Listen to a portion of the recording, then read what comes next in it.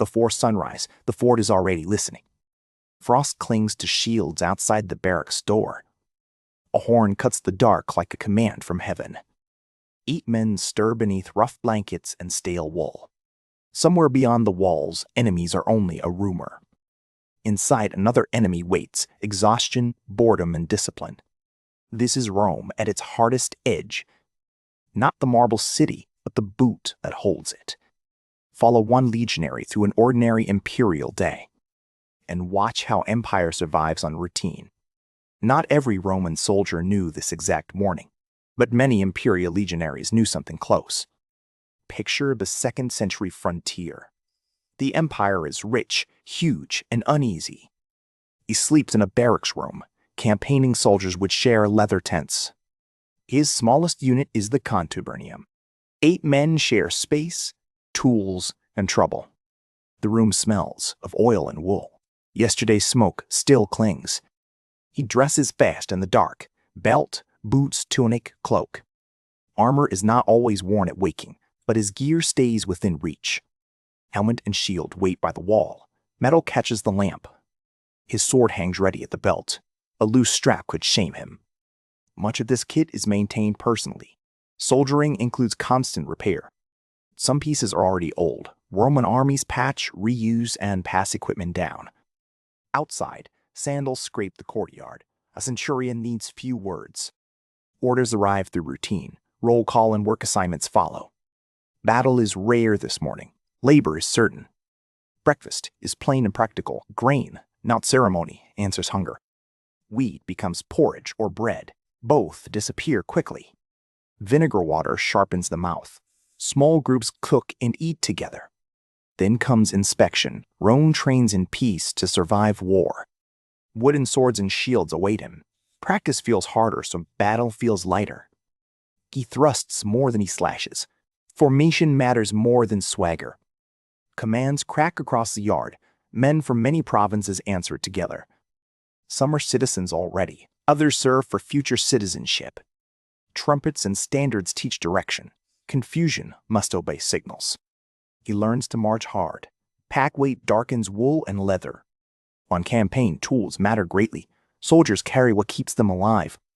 Roman soldiers do more than fight. They build security with their hands. Ditches, roads, ramparts, and drains appear. Labor is a weapon too. So drill may become digging without warning. Blisters belong to service. The fort looks permanent from outside. Maintenance says otherwise. Timber rots and tiles crack. Someone must fix them. He may haul stone or messages. Skilled men earn lighter duties. Literacy can change a career. Numbers and letters bring promotion closer. The standard bearer keeps accounts. That honor requires more than bravery. Above him stand optios and centurions. Motion is possible, never gentle. Discipline shadows every task. Negligence can be punished harshly. Rome trusts soldiers with gates and stores. Carelessness feels like betrayal. Yet boredom may be the harshest master. Hours pass in repetition. Sand, sweat, leather command. Empire runs on chores and paperwork. By midday, the fort smells different. Bread, smoke, animals, and latrines dominate. The latrine is communal. Privacy is not a military luxury. Baths may stand near the walls. Cleanliness serves morale as much as health. News moves in murmurs. Home can fit on a wooden tablet. Some men write for themselves. Others rely on scribes or friends. Would you survive a week here? Tell me below. What would break first for you? The labor or the waiting? Hold that answer a moment. The afternoon is still coming.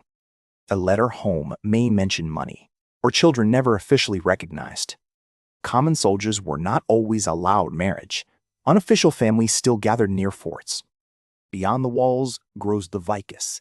Taverns, traders, partners, and children crowd it. Rome pretends camp and town are separate. Daily life blurs them anyway. A soldier can buy comforts there. He can also collect debts. Pay is regular, but diminished. Deductions bite for food and equipment.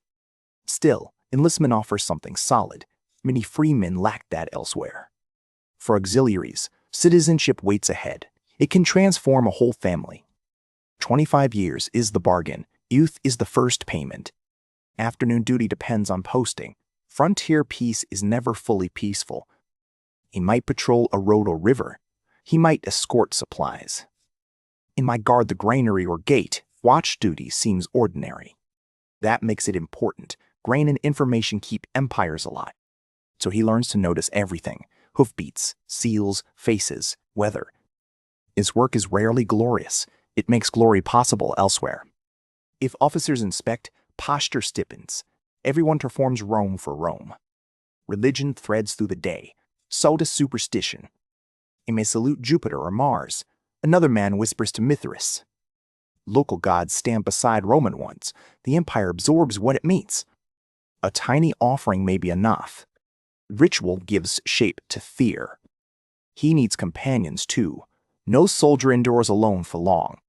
The contubernium runs on loyalty and irritation. Both are necessary. Someone snores or cheats at dice. Someone else shares medicine. They mend straps together after duty, then mock one another mercilessly. When danger comes, mockery ends. Shoulder meet shoulder. Leisure exists in small pockets. It never feels completely safe. Dice clatter against wood. Laughter rises, then cuts off. One horn can end comfort instantly. Rome owns every interruption. Training may return before dusk. Peace never excuses unreadiness. He may throw the pilum again, or rehearse formations once more. Nearby cavalry drill differently. Infantry still prizes steadiness above display. If artillery crews practice, the air cracks. Twisted sinew speaks. Horses snort in one yard. Mules complain in another. A medic gresses blisters nearby. A smith answers iron with iron. The whole fort is a city in uniform. Every noise has a function. Bakery, workshop, hospital, granary. Armies depend on maintenance. Sometimes he sees the horizon between tasks. Uncertainty lives there. On some frontiers, uncertainty has names. Raiders, rebels, Dacians, Parthians, Caledonians. Most days they stay distant. The possibility is enough. That is why gates are checked carefully. That is why armor must fit. That is why standards matter so much. They make fear move in order. Standards are more than markers.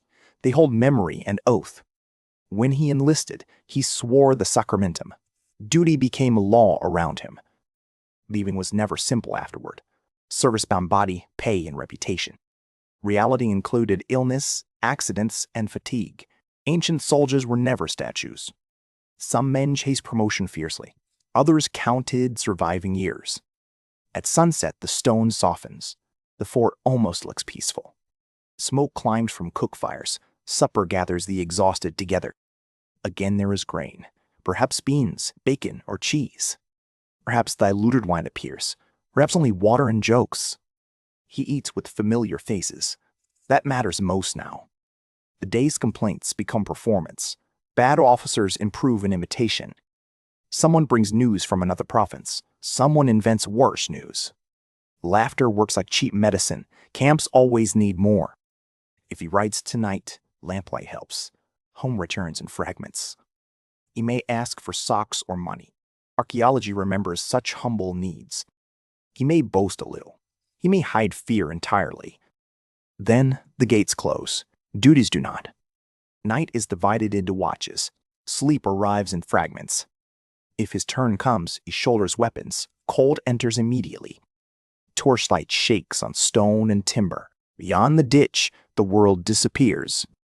Guarding is mostly listening. That is why it is hard. Every creak suggests footsteps. Every gust suggests alarm. If nothing happens, the watch still matters. Silence is part of defense. If something does happen, training answers first. Fear arrives later. He stands where countless others stood. Anonymous, alert, replaceable, necessary.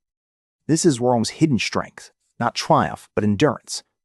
Marble arches celebrate victory. They do not show frozen centuries. Statues remember emperors. Empires are carried by ordinary backs. By dawn, he may return inside. Another man replaces him. He removes his gear carefully. Tomorrow depends on that care. Sandals are checked again. Leather is never trusted twice. A final drink of water. A final joke, maybe. Then rough blankets reclaim the room. Bodies sink before thoughts do. He sleeps near shield and sword. Rome sleeps that way with him. Tomorrow will look familiar. That is precisely the point. Repetition makes a frontier hold. Habit keeps panic small. It also wears men down. Great systems always demand payment. Some soldiers reach retirement. Land, cash, or citizenship waited beyond. Some never reach that horizon. History rarely records which ones. Yet scraps remain for us. Helmets, letters, shoes, pay records, altars. Through those fragments, an ordinary day returns, not perfectly, but powerfully. We meet him in repairs and rations, in drill dust and lamp smoke. We meet Rome where it was human, tired, disciplined, hopeful, afraid. That may be the real surprise. Empire felt ordinary from inside. Not glorious every hour, just structured, crowded, relentless. Maybe that is why Rome lasted. Routine can outlive brilliance. The past feels distant until routine returns, then history breathes beside us. If you had served here, what breaks first? Tell me.